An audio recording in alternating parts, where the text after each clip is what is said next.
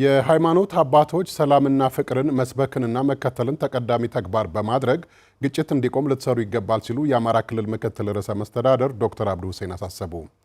የሰሜን ጎጃም ዞን አስተዳደር ከሁሉም የእምነት ተቋማት የሃይማኖት አባቶች ጋር ዘካሪ መካሪ የሃይማኖት አባት ለዘላቂ ሰላምና ልማት በሚል መሪ ሐሳብ ውይይት አድርገዋል። ዘመኑ ይርጋ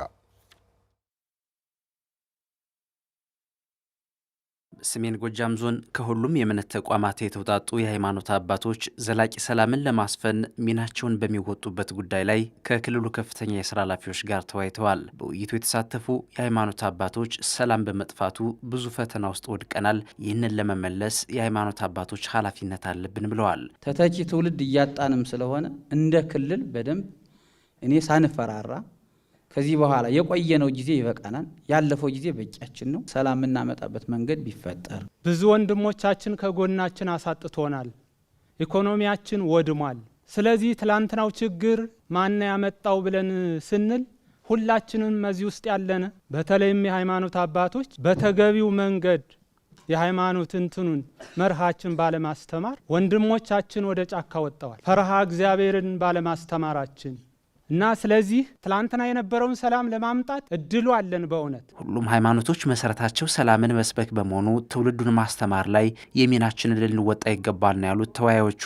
አሁን እኔ ወደ ሌሎች ከመግፋት የኔ ውስጥ ምን አለ ሰላም አለ ወይ ነው። ሰላም ካለ የኔ ሰላም ለሌሎች ይተርፋል፣ ለጎረቤት ለሀገር እንደዚህ ይደርስ። ከሰላም ውጭ ሌላ አማራጭ ስለሌለ እምነታችን ይለያያል። ሄዶ ግን ከዚህ ከተማ እንደተገናኘ ነው አምሳያ ሄዶ የምንገዛው አንድ ፈጣሪ ስለሆነ ለአንድ ፈጣሪ ብለን ሁላችንም አገራችንን ሰላም አላህ አድርገልን። በመንግስትም ሆነ በመንግስቶቻችንም ሆነ ስጋቱ እንዲያበቃልን ነው የምመኘው። የሰሜን ጎጃም ዞን ዋና አስተዳዳሪ አቶ አሰፋ ጥላሁን የሃይማኖት አባቶች ተሰሚነታችሁን ተጠቅማችሁ የውይይትና የንግግር በር እንዲከፈት ልትሰሩ ይገባል ብለዋል። ይህን ችግር ለመፍታት አቅሙ ችሎታው አለን ብዬ አስባለሁ። እኔ ማለት የሽማግሌ የሽምግልና ስራ አማካይ ሆኖ መስራት ይቻላል።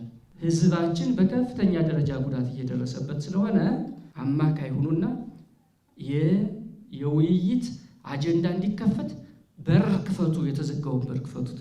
በውይይቱ የተገኙት የአማራ ክልል ምክትል ርዕሰ መስተዳድር ዶክተር አብዱ ሁሴን የሃይማኖት አባቶች ተልኳችሁ የሆነውን ሰላምና ፍቅርን መከተልና መስበክ ተቀዳሚ ተግባራችሁ ሊሆን ይገባል ብለዋል። ሰላምና ፍቅርን መከተል ነው አንድ እሱ የሃይማኖት አባቱ፣ ሁለተኛ ምእመናን እንዲከተል ማድረግ፣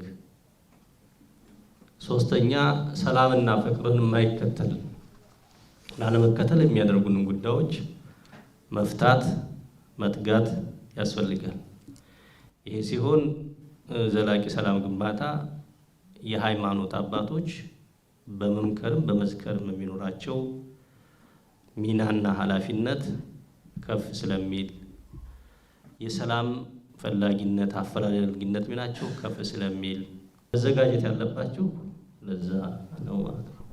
አሁን ከገባንበት ግጭት በዘላቂነት እንድንወጣም ተፋላሚ ኃይሎች ለእርቅና ይቅርታ እንዲዘጋጁ ልትሰሩ ይገባል ነው ያሉት። የግብረ ገብነትና የመንፈሳዊነት የበላይነት በህዝቡ ላይ ያላችሁ፣ በእኔ ላይ ያላችሁ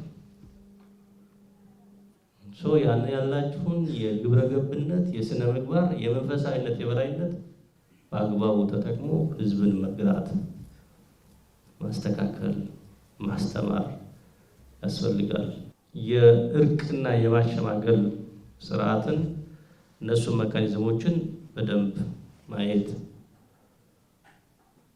ተፋላሚ ወገኖች ይቅር እንዲባባሉ ይቅርታን ንስሐን አስፈላጊነቱን በደንብ አድርጎ ማስተማር ከልብ ማለት ነው። በውይይቱ በሃይማኖት ተቋማትና በመንግስት በኩል የሚታዩ ክፍተቶችን ለይቶ ለመፍታት ሁሉም አካል ሊሰራ እንደሚገባ ተመላክቷል።